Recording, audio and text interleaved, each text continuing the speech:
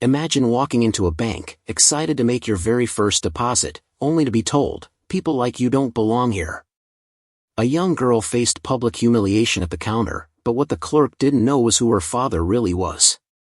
And when the truth came out, the entire bank went silent.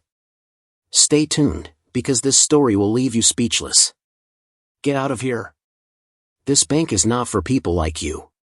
The harsh words echoed across the quiet bank lobby, slicing through the calm atmosphere like a knife. For a moment, time seemed to freeze. Customers in line turned their heads, their conversations silenced, eyes widening at the sight unfolding before them.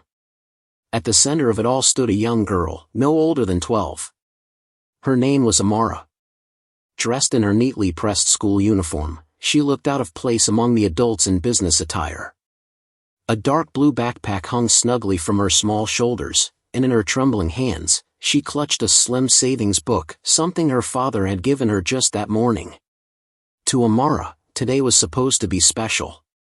Her father had told her with pride, "You're growing up now. I want you to learn how money works. Take this money and deposit it yourself. It will be the start of your own savings." Those words had filled her with excitement. Walking into the grand bank, with its tall marble columns, polished floors, and busy tellers, she had felt a sense of responsibility and pride. She wasn't just a little girl anymore, she was about to make her very first deposit. But instead of being welcomed, she was met with humiliation. Behind the counter stood Mrs. Harris, a middle-aged bank clerk with a sharp tongue and a sharper glare. She had spotted Amara walking up timidly and wasted no time making her feel unwelcome. With her finger jabbing the air, so close it nearly touched Amara's forehead, she barked accusations, her voice filled with condescension. "This isn't a playground, little girl. Why are you here wasting my time? Don't you have somewhere else to be? A bank like this isn't for people like you." Amara's lips parted slightly, but no words came out. She could feel every pair of eyes on her, burning into her skin. Her cheeks flushed hot, and her knees wobbled slightly under the weight of embarrassment. A few customers shifted uncomfortably. One man in a business suit frowned but said nothing. A woman holding her child looked away, whispering softly to herself. Everyone saw what was happening, but no one stepped forward. Amara's chest tightened. She wanted to explain that she wasn't lost, that she wasn't causing trouble. She wanted to say that her father had sent her here with this money to deposit it into her account. But the words felt stuck, trapped in her throat by the sting of humiliation. She gripped the savings book tighter, her small fingers turning white at the knuckles. Her father had trusted her with this task, and she didn't want to disappoint him. Still, Mrs. Harris didn't stop. The woman's voice grew louder, drawing even more attention. "Honestly, what are your parents thinking, sending a child here alone? Do you even understand what a deposit is? Or are you just here to waste time?" The cruel words pierced deeper than the stares. Amara blinked hard, fighting back tears that threatened to spill. Her father had always told her, "Amara, never let anyone make you feel small. You belong anywhere you choose to be." But in that moment, standing in the middle of the bank with whispers circling her, it was hard to believe his words. She felt small, smaller than she had ever felt in her life. She opened her mouth again, her voice shaking. "And my father, he told me to deposit this money." Her words trailed off when Mrs. Harris scoffed loudly, rolling her eyes. "Your father? Please.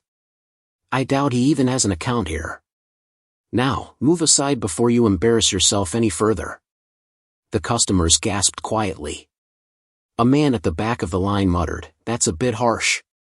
But still, no one stepped in to defend her. Amara's throat tightened as she looked down at the floor, wishing it would swallow her whole. What was supposed to be a proud moment had turned into one of the most humiliating experiences of her young life. She clenched the savings book to her chest, her father's words echoing faintly in her mind, giving her just a sliver of strength, "Always stand tall, no matter what." And though her eyes burned with unshed tears, Amara straightened her back ever so slightly, refusing to let Mrs. Harris see her break. The bank had fallen silent. Every eye remained fixed on the trembling girl and the furious clerk, unaware that in just a few moments, everything in that bank was about to change forever. Mrs. Harris's glare deepened, her lips curling into a sneer. She leaned closer across the counter, pointing her perfectly manicured finger right at Amara's face. "Children like you don't belong here," she said sharply, her voice laced with disdain. "This bank is for serious people, people who actually matter. Not for little girls playing pretend." The words cut deep, sharper than any blade. Amara's small shoulders tensed as she stood frozen, clutching her savings book tighter. She could feel her heart pounding against her chest, each beat louder than the last. The people waiting in line shifted uneasily. A couple exchanged glances, and one older gentleman muttered under his breath, but nobody dared to step forward. The silence of the crowd only made the humiliation worse. Amara tried to gather her courage. She remembered her father's encouraging smile that morning when he handed her the money. "You can do this, Amara. This is your first step toward learning how to manage money. Walk in there with confidence." But right now, her confidence was crumbling. "I'm not here to play," Amara whispered softly, almost to herself. Then, gathering her courage, she lifted her chin. "My father told me to deposit this money. It's for my savings account." Mrs. Harris threw her head back and laughed, loud enough for everyone in the lobby to hear. It wasn't the kind of laugh filled with joy, it was cold, mocking, and cruel. "Your father," she scoffed. "What makes you think your father even has an account here? Do you know how expensive this bank is? Do you even know how much it costs to keep money safe in a place like this? I doubt he could afford it." Gasps rippled through the customers. A mother holding her child covered the little one's ears, shaking her head in disapproval. Still, no one intervened. Amara's face burned, but she stood firm. "He does," she said quietly, though her voice wavered. "He told me to come here." Mrs. Harris leaned in so close that Amara could feel her breath. "Listen, little girl," she hissed, "I don't know what kind of game you're playing, but this is not a charity. If you don't leave right now, I'll have security escort you out. Do you understand me?" Amara's throat tightened. Her chest felt heavy, and for a brief second, she thought she might cry. But she clenched her jaw, fighting the tears. She remembered her father's words once again, "Never let anyone make you feel small." But Mrs. Harris wasn't finished. She straightened her back and raised her voice louder than before, making sure everyone could hear. "Banks like this are for important people. Not for kids walking in with pocket money. Look at you, you don't even belong here." The cruel words hung in the air like poison. Amara could feel every eye on her. Some customers avoided her gaze, ashamed for not speaking up, while others simply watched, waiting to see what would happen next. Her small hands trembled, but she kept holding the savings book tightly to her chest. To her, it wasn't just a book. It was her father's trust, his belief that she was responsible enough to handle this task. She couldn't let him down, no matter how badly Mrs. Harris tried to crush her spirit. Amara opened her mouth again, determined to stand her ground. "My father said." But once again, Mrs. Harris cut her off, this time slamming her hand against the counter with a loud thud. "Enough," she barked, her face red with anger. "You're holding up the line. Get out before I call for security." The lobby fell into complete silence. The only sound was the faint hum of the computers and the ticking of the clock on the wall. Amara stood there, her eyes stinging, her heart pounding in her ears. She felt like the whole world was against her. Alone, humiliated, and on the verge of breaking down, she wondered if maybe Mrs. Harris was right. Maybe she didn't belong here. But deep down, beneath the pain and embarrassment, a spark of determination still burned. She thought of her father again, the man who always told her she was stronger than she believed. And in that moment, even though her voice was small and shaky, she whispered to herself, "I do belong here." What Amara didn't know was that someone had just walked into the bank. Someone who had witnessed enough of this humiliation, and that someone was about to change everything. The heavy glass doors of the bank swung open with a sharp whoosh. The sound alone broke the tense silence that had settled after Mrs. Harris's outburst. Heads turned, and immediately the atmosphere shifted. A tall man in a perfectly tailored navy blue suit stepped inside. His polished shoes clicked against the marble floor with authority, and the sunlight from the glass doors framed him like a figure of power. He carried himself with quiet confidence, his broad shoulders squared, his chin slightly raised. This was Mr. Jordan Williams, the owner of the bank.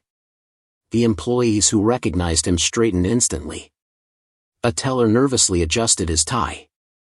Another clerk stood taller, her face pale. Customers whispered in hushed tones, sensing that someone important had just entered. But Jordan wasn't looking at them. His sharp, observant eyes scanned the lobby, and it didn't take long for him to notice the scene at the counter. There, standing stiff and trembling, was a small girl clutching a savings book to her chest. Across from her, Mrs. Harris leaned aggressively over the counter, her face twisted with irritation. And in that instant, Jordan's heart nearly stopped. Because that wasn't just any girl. That was his daughter, Amara. For a split second, he froze in disbelief. Why was his little girl standing there, looking so humiliated, her cheeks flushed and her eyes glossy with unshed tears? This was supposed to be a proud moment for her, her very first deposit. He had chosen this branch specifically because he trusted it to treat every customer with respect. And yet, what he was seeing made his blood boil. His fists clenched tightly at his sides, and his jaw hardened. Each step he took toward the counter was deliberate, his presence commanding attention from everyone in the room. Customers shifted to make way for him without even realizing it. As he approached, Mrs. Harris straightened nervously, clearly startled by his sudden arrival. She didn't yet realize who he was, but something about his presence unsettled her. Still, she plastered on a fake smile, trying to cover her earlier cruelty. Jordan's deep, steady voice broke the silence. "Is there a problem here?" The sound of his voice rolled through the lobby like thunder. Customers looked between him and Mrs. Harris, sensing a storm was about to erupt. Mrs. Harris stammered. "And no, sir. I was just assisting this young girl." She seemed confused about how the bank works. Jordan's piercing gaze dropped to Amara.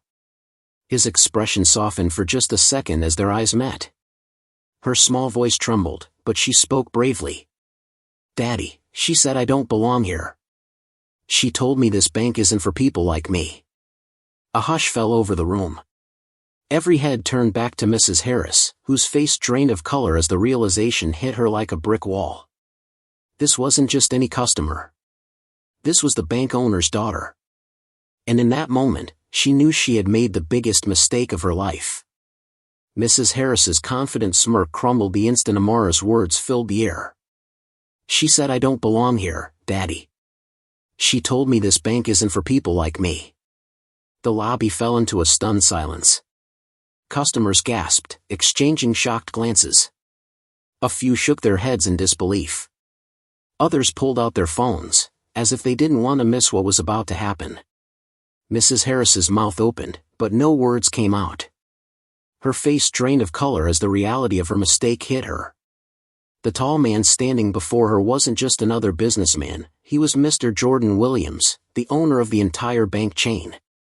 And the girl she had just humiliated was his daughter. Jordan's eyes narrowed, his powerful gaze fixed on Mrs. Harris like a predator sizing up its prey. His voice, though calm, carried the weight of authority. "People like her," he repeated slowly, almost whispering, but the words thundered through the room. "Tell me, Mrs. Harris, exactly what kind of people do you think don't belong in this bank?" Mrs. Harris stuttered, her hands trembling as she fumbled with her words. "Yes, sir, I didn't mean it that way. I was just trying to." "Trying to what?" Jordan snapped, his voice rising just enough to echo off the marble walls. "Trying to belittle a child? Trying to humiliate a customer in front of an entire lobby? Or trying to make my daughter feel like she doesn't deserve to be here?" The clerk's knees nearly buckled. Sweat trickled down her forehead. She glanced nervously at the other employees, but no one came to her defense. Everyone knew her behavior had crossed a line that could never be erased. Amara stood silently beside her father, her small hands still gripping the savings book. For the first time since stepping into the bank, she felt safe. Protected. Her father's presence was like a shield. Jordan took a step closer to the counter, his towering frame casting a shadow over Mrs. Harris. "You don't just represent yourself when you stand behind this desk," he said firmly. "You represent this entire institution, my institution. And if you can't treat every single customer, no matter their age, race, or background, with respect, then you have no place here." "Please, sir, I was only trying to." "Enough," he cut her off sharply. His voice was final, leaving no room for excuses. He turned toward the nearby guards. "Escort her out of my building. Effective immediately, she is no longer employed here." Gasps filled the air again, followed by a ripple of approving murmurs. The guards stepped forward, and Mrs. Harris's protests grew weaker as they guided her toward the exit. Her once proud posture was gone, replaced by the slumped shoulders of someone who knew she had destroyed her own career with her arrogance. As the doors closed behind her, Jordan turned back to the stunned customers. His voice softened but still carried weight. "Let this be clear to everyone," he said, his hand resting gently on Amara's shoulder. "This bank belongs to the people. Every person who walks in here, whether it's my daughter, a businessman, or a single mother with her last dollar, deserves respect. And I will not tolerate anything less." The room erupted in soft applause. Some customers nodded in admiration, others whispered to Amara with kind smiles, as if to reassure her that she was indeed welcome. For the first time that day, Amara felt her father's words come alive. She did belong here. And the woman who tried to convince her otherwise was gone for good. With Mrs. Harris gone, the heavy tension in the bank finally lifted. Customers who had watched the ugly scene unfold now wore looks of relief and admiration. A soft ripple of applause echoed through the hall, and several people nodded at Amara with reassuring smiles. Jordan crouched slightly so he was at eye level with his daughter. His stern expression melted into warmth as he placed a steady hand on her shoulder. "You did nothing wrong, Amara," he said gently. "In fact, I'm proud of you. You stood here bravely, even when someone tried to make you feel small. That takes real strength." Amara's lips trembled, and for the first time, the tears she had been holding back slipped down her cheeks. But this time, they weren't tears of shame, they were tears of relief. She buried her face briefly against her father's chest, letting herself feel safe in his embrace. After a moment, Jordan stood tall again and guided his daughter to another teller. This clerk, clearly shaken by what had just happened, greeted them with the utmost respect and kindness. Her smile was warm, her voice patient, and she treated Amara as if she were the most important customer in the building. Together, father and daughter completed the deposit. Amara's small hand pressed the money forward, and the teller stamped the savings book. Jordan let Amara keep the book in her hands the entire time, making sure this moment truly belonged to her. When the process was done, Jordan didn't leave right away. He turned back to the lobby full of customers, his voice steady but firm. "Today, you all witnessed something important," he said. "This bank doesn't belong to me, it belongs to you. Every person who walks in, whether young or old, rich or poor, deserves to be treated with dignity. Respect has no boundaries." The crowd responded with nods and murmurs of agreement. A few even clapped again, louder this time. Amara looked around, her confidence slowly returning as she realized people were on her side. As they walked out together, her small hand wrapped tightly around his, she felt taller somehow, like she had grown that very day. She had learned 2 lessons, how to save money, and an even greater truth, that her worth was never defined by someone else's cruelty. And as for Mrs. Harris, the former clerk, she would carry the weight of her mistake for the rest of her life. And that's how one little girl turned humiliation into a powerful lesson for everyone watching. Respect has no boundaries, and no one should ever be treated as if they don't belong. If you found this story inspiring, don't forget to hit that like button, subscribe for more stories, and ring the bell icon so you never miss what's coming next. Thanks for watching.